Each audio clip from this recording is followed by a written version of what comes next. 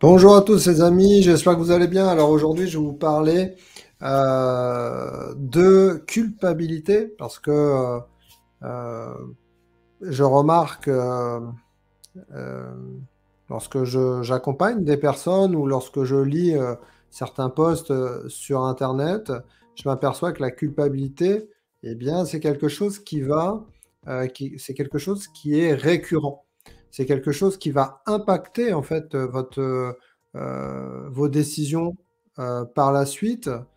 Cette culpabilité peut aussi et va de toute façon eh bien, faire intervenir des compulsions alimentaires pour les personnes qui souffrent de troubles alimentaires.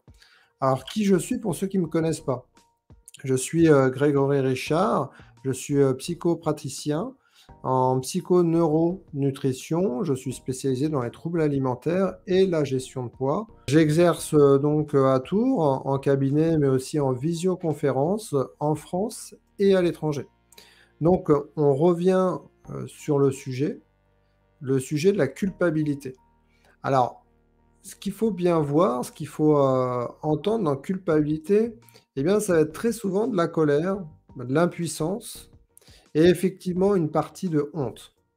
Hein, les personnes souffrant de troubles alimentaires lors d'une compulsion alimentaire, entre autres les personnes hyperphagiques ou hyperphagiques boulimiques, eh bien, ça va être la plupart, enfin, c'est même à chaque fois, vont avoir justement cette culpabilité. Et cette culpabilité, eh bien, ça vient euh, d'être en colère de soi, de ne pas avoir réussi à contrôler cette compulsion. Et vous savez très bien, pour les personnes qui en souffrent, qu'une compulsion alimentaire ne peut pas se contrôler, puisque on est un peu dans un état second, d'accord?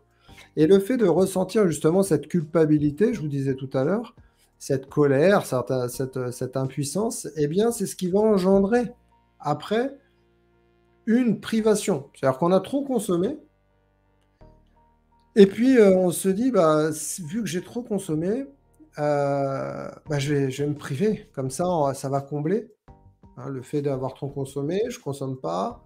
Donc du coup, voilà, ça va peut-être réguler. Eh bien, et puis on va se faire une fixation sur l'alimentation. Il faut pas, on va s'interdire. Et tout ça, ce mécanisme-là, eh bien, c'est ce qui va créer les autres compulsions.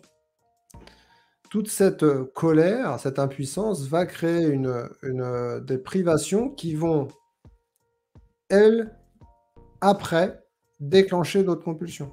Et donc, ça fait la boucle. Donc, au lieu de penser colère, impuissance et privation, je vous invite plus à vous responsabiliser.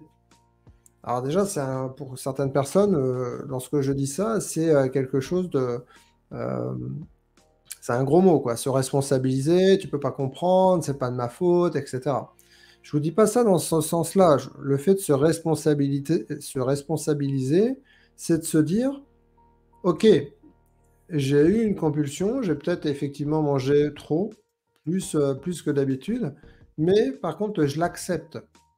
Je l'accepte. Il faut passer par là. C'est le fait d'accepter, de s'autoriser. D'accord? Et à partir du moment où, et ça, c'est le premier travail.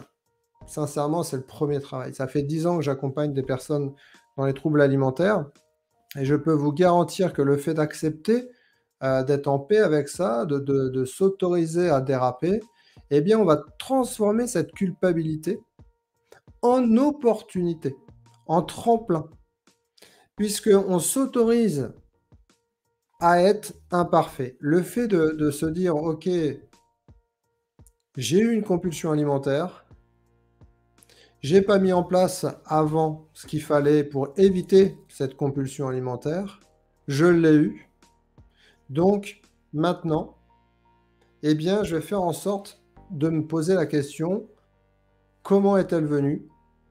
Comment j'aurais pu l'éviter? Est-ce que j'ai mis les bons outils pour éviter cette compulsion alimentaire? Et c'est là où on s'aperçoit qu'au lieu de culpabiliser, qui va vous faire repartir sur des compulsions, eh bien, on va se responsabiliser et on va justement créer une opportunité de tremplin.